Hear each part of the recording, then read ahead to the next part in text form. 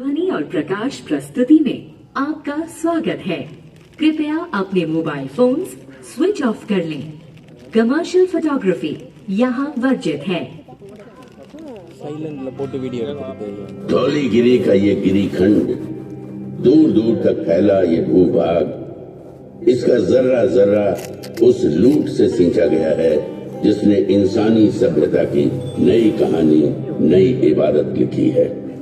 इस गिरीखंड में लोग मारे गए, कत्लो गारत हुए, हिंसा का ऐसा नंगा खेल खेला गया कि हिंसा करने वाले का मन भी भरा है।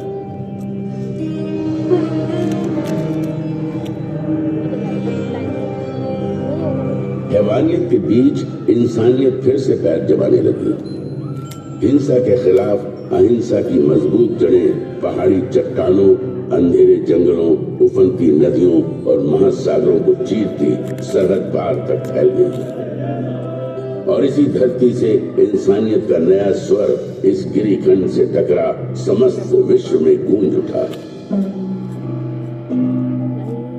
समस्त मानव मेरी संतान है। मैं अपनी संतानों के लिए क्या चाहता हूं? मैं चाहता हूं उनका भला, उनकी खुशियां, इस संसार में भी और इसके बाद वाले संसार में भी। समस्त मानव जाति के लिए यही कामना है। तुम शायद ये समझ नहीं सकते कि मेरी ये कामना किस हद तक है। और यदि तुम में से कुछ इसे समझ भी जाए तो भी तुम इस कामना की शिद्दत को पूरी तरह नहीं समझ सकते। मैं अहिंसा के उसी नाद का प्रतीक हूं जिसने इस ब्रह्मांड को एक सूत्र में बांध रखा है, जिसका होना इंसानियत का होना है। यही भाईचारे की सच्ची परिभाषा भी है। सम्राट अशोक की ऐतिहासिक कहानी प्रारंभ होती है उनके दादा चंद्रगुप्त मौर्य से। ईसा की चौथी शताब्दी का अंत एक बटी हुई राजनीतिक स्थिति के शुरुआत का समय था। देश, जन, विश्व, ग्राम, कुल और राज्यों में बटे हुए थे। अलग अलग प्रदेश, अलग अलग शासक, अलग अलग शासन व्यवस्था, अलग अलग कायदे कानून। समय आया ईसा पूर्व 321 का। 25 साल का नौजवान चंद्रगुप्त मौर्य। हालांकि राजा नंद के मुकाबले उसकी फौजी ताकत कम थी, लेकिन कौटिल्य जैसे गुरु की कूटनीतिक चालें नंद की फौज पे भारी पड़ी।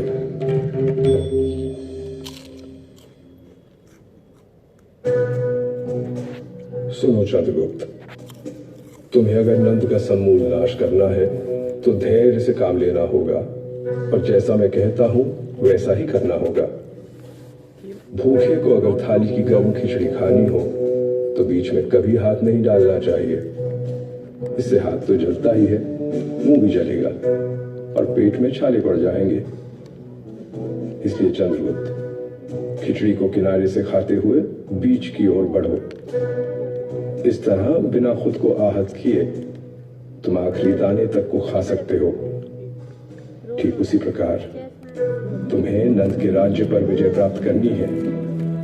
मेरे बताए मार्ग पर चलो।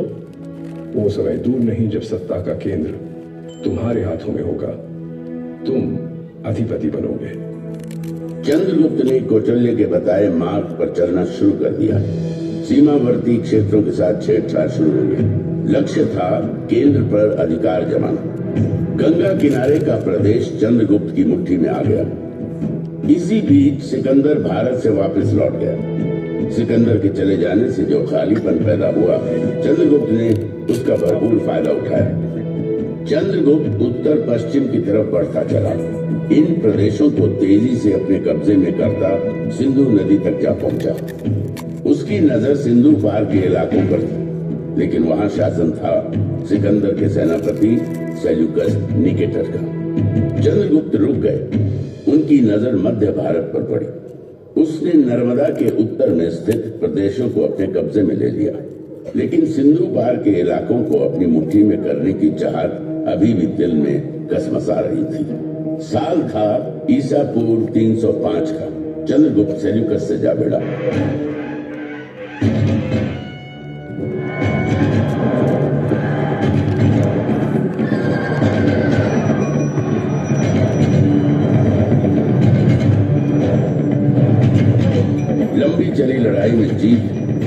की नाम हुई और उसने सेल्यूकस को हरा सिंधु के बड़े भूभाग पर कब्जा जमा लिया।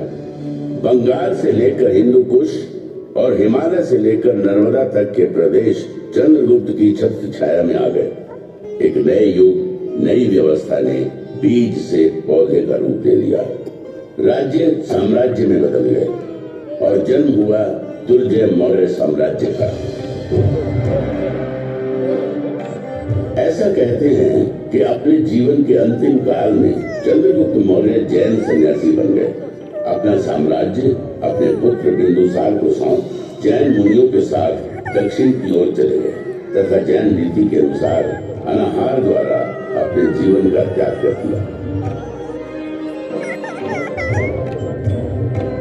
चंद्रगुप्त के बाद बिंदुसार ने विशाल मौर्य साम्राज्य की बागडोर अपने हाथों में ले ली। चंद्रगुप्त के साम्राज्य विस्तार का सपना बिंदुसार का सपना बना। उसने दक्कन पर आक्रमण कर मौर्य साम्राज्य का विस्तार सुदूर दक्षिण में मैसूर तक कर दिया। उसने बंगाल की खाड़ी और अरब सागर के बीच के समस्त प्रदेशों को जीतकर मौर्य साम्राज्य के अधीन कर लिया। भारत के विशाल भूभाग पर मौर्य के रथ की विजय पताका लहराते दौड़ने लगी। लगभग सारा उपमहाद्वीप मौर्यों के कब्जे में आ गया।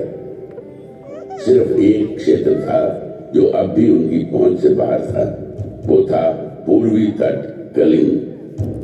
कलिंग आजाद अविजित था। उसने विजयी मौर्य रथों को अपनी सीमा में घुसने नहीं दिया था। कलिंग की सीमा पर अब भी कलिंग का ही ध्वज लहरा रहा था।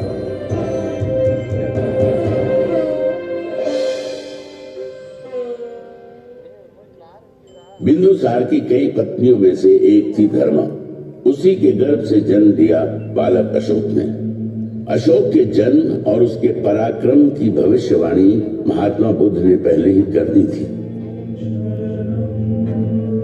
एक ऐसा राजा इस धरती पर जन्म लेगा जो पराक्रमी होगा, धर्म ध्वजा को थामेगा और धर्म के विचार को सागर पार तक ले जाएगा। भविष्य अशोक की राह देख रहा था। अपने कई भाइयों में छोटा अशोक मेधावी था।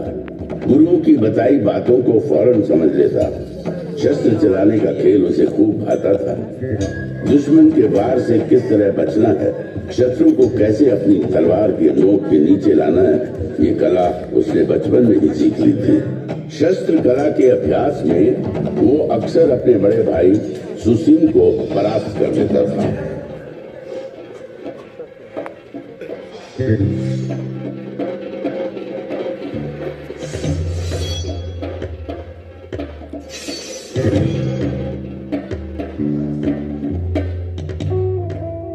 वाह, अद्भुत! अशोक मेरे पुत्र, तुम्हारा भाई सुसिम तुमसे ज्येष्ठ है, उम्र में तुमसे बड़े हैं, लेकिन शस्त्र चलाने को तुम्हारी अद्भुत क्षमता और पराक्रम के आगे तुमसे छोटे हो जाते हैं। तुम दोनों मुझे प्रिय हो पुत्र। तुम पितामह चंद्रगुप्त के पौत्र हो, मौर्य साम्राज्य के भावी संरक्षक। तुम्हारी देखरेख में मौर्य वंश और साम्राज्य वैसे ही सुरक्षित रहेगा जैसे मां की गोद में और पिता की छाया में शिशु। पुत्र अशोक, अब समय आ गया है जब मैं तुम्हारे कंधे पर साम्राज्य के एक हिस्से की देखरेख का भार सौंप थोड़ा निश्चिंत हो सके। राजकाज में रुचि लेना प्रारंभ करो पुत्र। बिंदुसार ने अपने छोटे पुत्र अशोक को राजकाज के कामों में लगाया। उसकी प्रतिभा पर गहरा भरोसा दिखाया। पिता का ये अगाध प्रेम और अशोक के प्रति बढ़ते अनुराग से सुसिम व्याकुल हो उठा। अपने पिता की संतानों में मैं ज्येष्ठ हूँ। राज की जो बागडोर मेरे कंधे पे होनी चाहिए वो अशोक के कंधे पे डाली जा रही है। पिता का अशोक के प्रति यह अनुराग मन शंकित होता है। सुसिम बेचैन था और अशोक लगन धैर्य के साथ प्रांतों को नियंत्रित करने के कार्य में लग गए। अपने साहस, बुद्धि और नियंत्रण करने की अद्भुत क्षमता ने अशोक की लोकप्रियता में 4 चांद लगाना शुरू कर दिया। अशोक की बढ़ती प्रसिद्धि और प्रांतों को नियंत्रित करने की क्षमता से जहां एक तरफ बिंदुसार का भरोसा अशोक के प्रति बढ़ता जा रहा था, वहीं युवराज सुसिम का भावी सम्राट बनने का भरोसा डगमगाने लगा। युवराज होने के बावजूद अशोक उसे प्रतिद्वंदी की तरह नजर आने लगा। सुदूर उत्तर पश्चिम तक्षशिला के प्रांत में असंतोष बढ़ने लगा था। फौजी गुटबाजी शुरू हो गई थी। एक प्रांत के अंदर कई सैन्य दल बन गए थे। उनकी आपस की खींचतान और असंतोष से तक्षशिला खतरे में था। सुसिम के लिए यही अवसर था जब वो अशोक को पिता बिंदुसार की नजरों से दूर कर सकता था। सुसिम ने इस अवसर का भरपूर फायदा उठाया।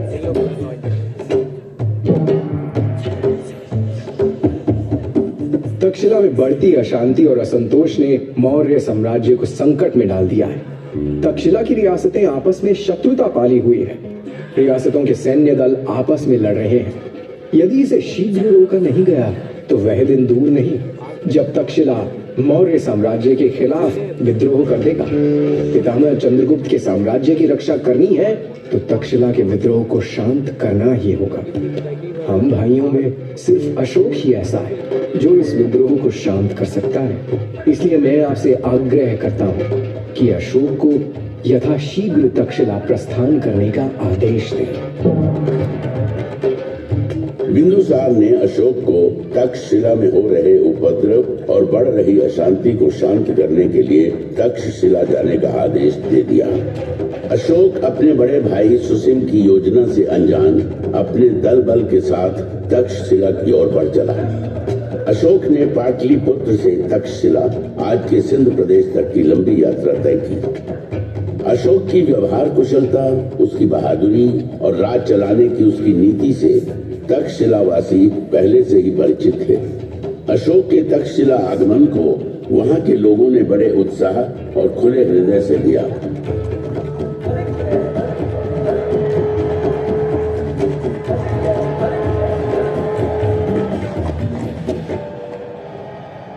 अशोक का जबरदस्त स्वागत किया गया। तक्षशिला की धरती पर न घोड़े दौड़ाए गए, न तलवार चली, न ही लहू बहा। अशोक के आगमन और उसकी व्यवहार कुशल राजनीति ने आपसी उपद्रव, मनमुटाव को बिना किसी युद्ध के शांत कर दिया। तक्षशिला की सफलता की खबर जब पाटलिपुत्र पहुंची तो सम्राट बिंदुसार का सर और गर्व से भर उठा। अशोक के प्रति स्नेह, अनुराग और आस्था महाराजा बिंदुसार के हृदय में बस गई। यही सुसिम के लिए चिंता की बात थी। सुसिम को उसकी अपनी सत्ता हिलती नजर आई। अशोक को अपने रास्ते से हटाना सुसिम का एकमात्र लक्ष्य बन गया।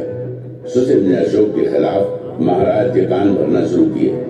महाराज बिंदुसार को अशोक के विरुद्ध करने के लिए जितने प्रयोजन हो सकते थे सब किए। सुसिम युवराज था, मौर्य साम्राज्य का भावी शासक। उसका इस प्रकार सोचना बिंदुसार को चिंतित किए जा रहा था। सुसिम की बातों में भविष्य के खतरे की गंध आ रही थी। बिंदुसार ने अशोक को अपने से दूर भेज दिया। अशोक को देश निकाला मिल गया। क्रोध और घृणा से भरा अशोक अपने भाई सुसिम की योजना को भली भांति समझ चुका था।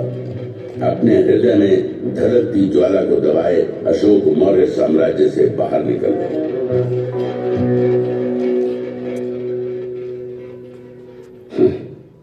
मौर्य साम्राज्य के महाराज जो मेरे पिताजी हैं, उनका संदेश आया है। पिता मुझे वापस लौट आने को कहते हैं।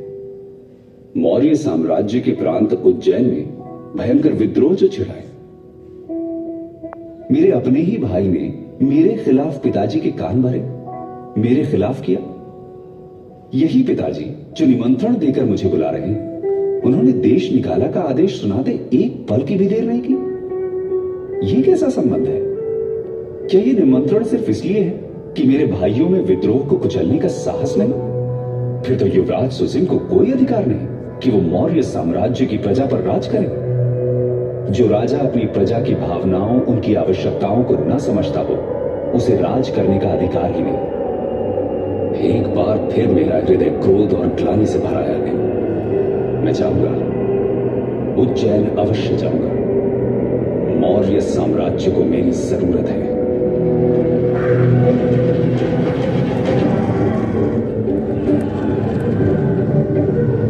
अशोक की जोरदार वापसी हुई। अपनी पूरी ताकत, हौसले और सैन्य बल के साथ उज्जैन के विद्रोह को कुचलने अशोक निकल पड़ा। उज्जैन में घमासान मचा। अशोक ने अपनी पूरी शक्ति लगा दी। विद्रोह को बुरी तरह रौंद दिया गया। विद्रोही मारे गए। मौर्य साम्राज्य की हिलती नींव और गहरे धंसती चली गई। जैनी के इस संग्राम में अशोक को चोट आई। घायल अशोक के उपचार में वैद्य लगा दिए गए। इन्हीं में एक थी बौद्ध सन्यासिनी देवी। दिन रात अशोक की देखभाल में लगी थी। देवी के संपर्क ने अशोक का परिचय बौद्ध धर्म और विचार से कराया। धर्म का विचार अशोक के मन को छू गया था। देवी का अनुराग और उसका संपर्क उसे भाने लगा। आगे चलकर अशोक ने देवी के अनुराग और उसके प्रति अपने लगाव को वैवाहिक रूप में बदल दिया। अशोक उज्जैनी के प्रशासन में लगे थे। उधर पाटलिपुत्र में उनके पिता बिंदुसार बीमार मृत्यु शैय्या पर पड़े संघर्ष कर रहे थे। पिता पुत्र दोनों संघर्षरत थे। दोनों ओर संघर्ष था। संघर्ष था जीवन का। अशोक उज्जैनी के संघर्ष के विजयी योद्धा थे, लेकिन पिता बिंदुसार मृत्यु से अपने जीवन का संघर्ष करते हार गए। मृत्यु ने जीवन पर विजय प्राप्त की।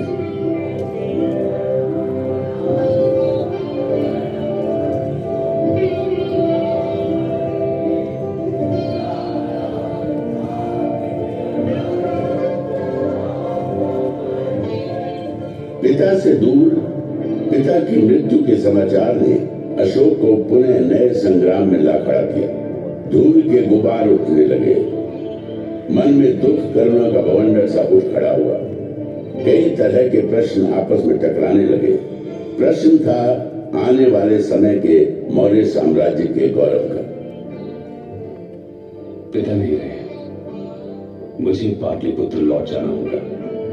पितामह चंद्रगुप्त और पिता बिंदुसार के विशाल मौर्य साम्राज्य के भविष्य पर पुनः अनिश्चय के बादल मंडराने लगे हैं। मौर्य साम्राज्य का शासन अपने ज्येष्ठ भाई सुसिम के कमजोर हाथों में चला जाने दो। राजकाज से दूर मैं चला जाऊं घने अंधियारे जंगल में। सुसिम के हाथों में मैं मौर्य साम्राज्य के विनाश को देख रहा हूं। काल, तूने मुझे पुनः मझधार में ला खड़ा किया है। मेरा जीवन संघर्ष और उठापटक का चक्र बनकर रह गया है। इससे मुक्ति नहीं। अशोक को साम्राज्य के भविष्य की चिंता थी। कई तरह के प्रश्नों ने घेरा था। वे उसमें उलझते चले जा रहे थे। तभी राधा गुप्त के नेतृत्व में अशोक को चाहने वाले मंत्रियों की एक मंडली आई। राधा गुप्त अशोक को भावी सम्राट के रूप में देख रहे थे। मौर्य साम्राज्य का भविष्य तभी सुरक्षित था जब उसकी बागडोर अशोक जैसे कुशल प्रशासक के हाथ में हो। यदि संघर्ष ही मेरी नियति है तो मैं लड़ूंगा। पितामह चंद्रगुप्त के साम्राज्य की परिभाषा की रक्षा के लिए लड़ूंगा। यह संग्राम महान मौर्य साम्राज्य के गौरव की रक्षा का संग्राम है। जो भी इसके रास्ते में आएगा मारा जाएगा। मौर्य गौरव की रक्षा करना मेरा प्रथम कर्तव्य है। इसकी राह में मेरे भाई, मेरे संबंधी जो भी आते हैं आने दो। अपने हथियार उठाओ, खोलो घोड़े। जो भी सामने आता है खत्म कर दो उसे। बहने दो खून की नदियां। चलो पाटलिपुत्र की ओर।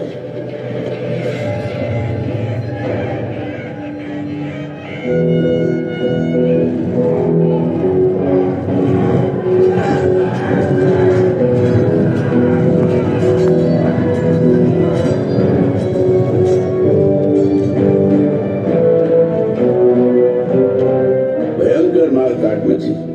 खून बहे। जो भी सामने आया मारा गया। अशोक ने साम्राज्य की खातिर अपने सभी भाइयों का कत्ल कर दिया। सुसिम मारा गया। मौर्य साम्राज्य का गौरवशाली मुकुट अशोक ने अपने माथे पर धारण किया। जीवन संघर्ष ने अशोक के मोम जैसे हृदय को पत्थर सा बना दिया था।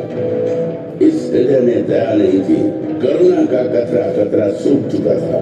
पाटलिपुत्र की गद्दी पर बैठने के साथ ही अशोक ने साम्राज्य विस्तार के लिए एक के बाद एक कई लड़ाइयां लड़ी। युद्धों का ये सिलसिला लंबा चला, लेकिन एक प्रदेश अभी भी था जो अशोक की पहुंच से दूर था। वो प्रदेश था कलिंग प्रदेश। कलिंग अभी भी उसकी पहुंच से दूर था।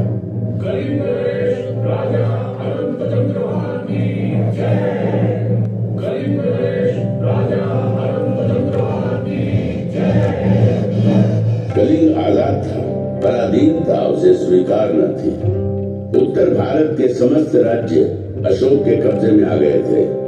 पूरब में बंगाल और दक्षिण में कृष्णा नदी तक उसका साम्राज्य फैल चुका था। कौटिल्य के अर्थशास्त्र के अनुसार अशोक की राजधानी पाटलिपुत्र उस समय दुनिया के सबसे बड़े नगरों में गिनी जाती थी। 5 करोड़ से अधिक आबादी का सम्राट अशोक दुनिया के सबसे ताकतवर सम्राट के रूप में जाना जाने लगा। विजय जिसके माथे पर लिखी थी, जो अविजित था, अजय सिर्फ कलिंग का प्रदेश था जो उसके विजेता होने को चुनौती दे रहा था। कलिंग का इलाका जहां एक ओर स्थल मार्ग से जुड़ा था, वहीं दूसरी ओर सामुद्रिक मार्ग से भी। इसलिए राजनीतिक और सामरिक दृष्टि से वो महत्वपूर्ण बना हुआ था। दूरदर्शी अशोक दक्षिण भारत पर अपनी बेहतर पकड़ बनाने के लिए कलिंग को अपने अधिकार में करने के महत्व को भली भांति समझ रहे थे। मौर्य साम्राज्य को अभेद्य बनाना है तो समुद्री मार्ग को अपने कब्जे में करना होगा। सामुद्रिक मार्ग भविष्य में आफत डाल सकता है। कलिंग, हाँ, कलिंग को कब्जे में करना होगा। कलिंग विजय भूमार्ग और जलमार्ग दोनों पर विजय लेकर आएगी। अशोक ने कलिंग के विरुद्ध युद्ध की घोषणा कर दी। अशोक के अश्वारोहियों और पैदल सैन्य बलों ने कलिंग को घेर लिया। जबरदस्त किलेबंदी की गई। देश के बाकी हिस्सों से कलिंग का संपर्क टूट गया। अशोक को लगा कि कलिंग जल्द ही घुटने टेक देगा, लेकिन कलिंग वासी स्वाभिमानी थे, स्वतंत्र विचारों के, स्वतंत्रता प्रिय थे। आजादी प्राणों से अधिक प्रिय थी। भयंकर मारकाट मची।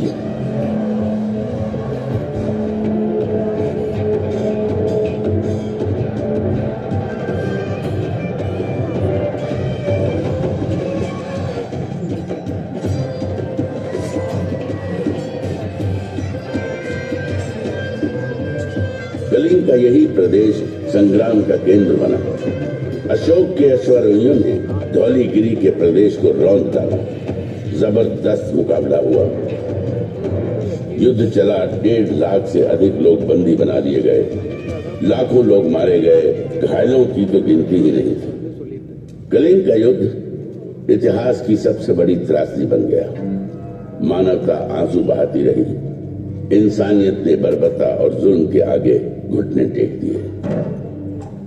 विजयी अशोक की विजय यात्रा कलिंग की भूमि पर निकली, लेकिन इस पराक्रमी राजा के विजय स्वागत में फूलों की पंखुड़ियां नहीं थी। स्वागत में थे कटे पिटे शव, अपने पतियों की मौत के शोक में विलाप करती स्त्रियां, लहू से कीचड़ बन आए राजमार्ग, शवों के विशाल ढेर, चील, गिद्ध, भेड़िए और सियारों के संवेद गीत। अशोक का हृदय दुख, करुणा और ग्लानि से भर उठा।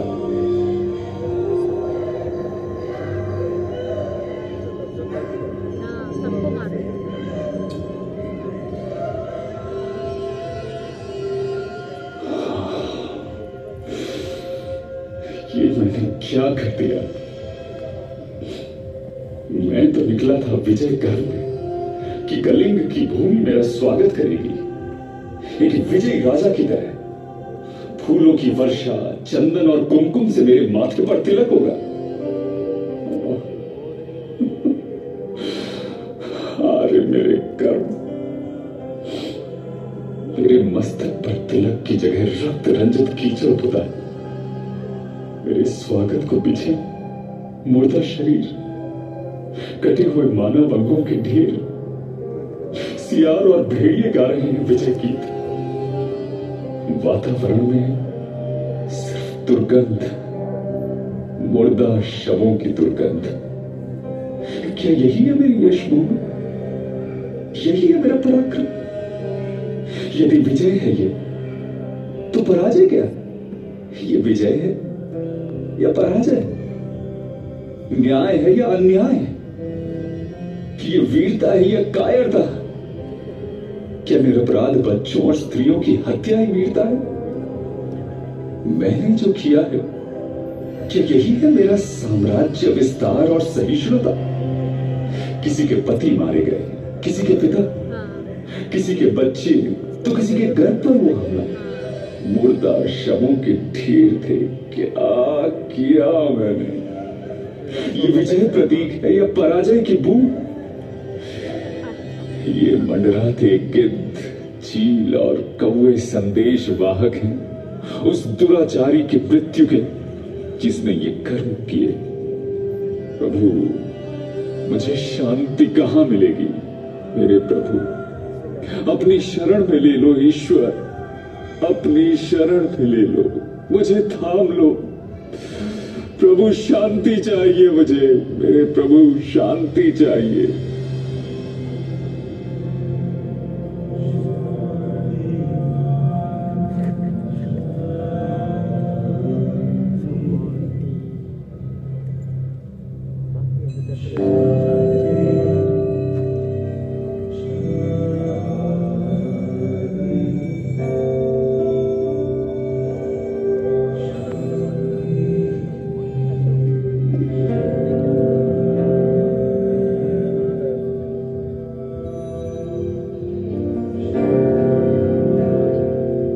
बौद्ध संत उपगुप्त और मंजूश्री ने अशांत, व्यथित, शोकाकुल अशोक के माथे पर स्नेह का हाथ रखा, उसकी उंगली थामी और हिंसा के मार्ग से अहिंसा के मार्ग पर लेकर चलते चले गए।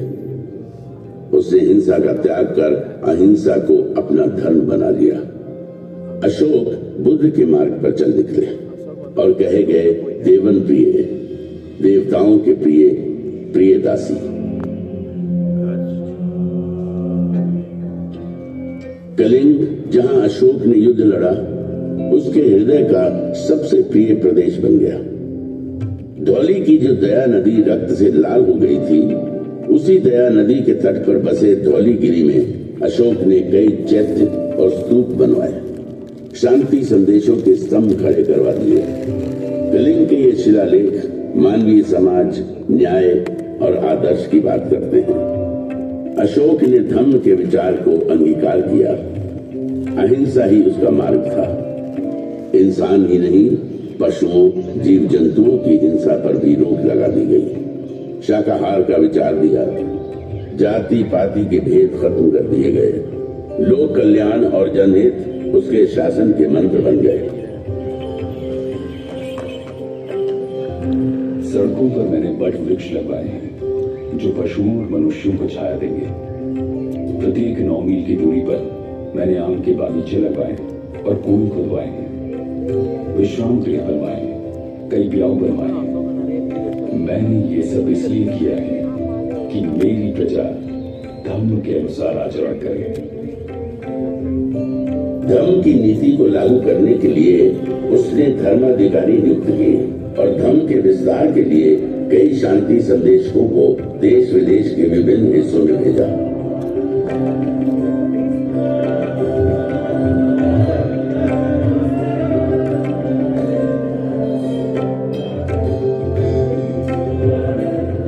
Sri Lanka, Nepal, Thailand, Egypt, Syria और मैसेडोनिया के इलाकों में अशोक के शांति दूत अहिंसा के विचार को लेकर गए और बुद्ध के विचार का प्रसार किया। लगभग 40 वर्षों तक साम्राज्य का संचालन करने के बाद 232 ईसा पूर्व में महान सम्राट अशोक ने देह त्याग दी। अशोक के शांति संदेश उसकी राजनीतिक समझ की गौरव गाथा कहते नजर आते हैं और आज भी अंधेरे में रोशनी फैलाने का काम करते हैं। संभवतः अशोक दुनिया का पहला ऐसा सम्राट था जिसने साम्राज्यवाद के विचार को लोक कल्याण और जनहित के संदर्भों में समझा और उसे लागू भी किया। हिंसा के विरोध में अहिंसा के बौद्ध दर्शन को जन जन तक पहुंचाया। धौली में अहिंसा का प्रतीक स्वरूप एक बौद्ध स्तूप और एक हाथी का स्वरूप यहाँ बना हुआ है, जो अहिंसा के उसी विचार का प्रतीक है। मेरे नाद में महान अशोक का नाद भी मिला हुआ है। मैं नाद हूँ शांति का।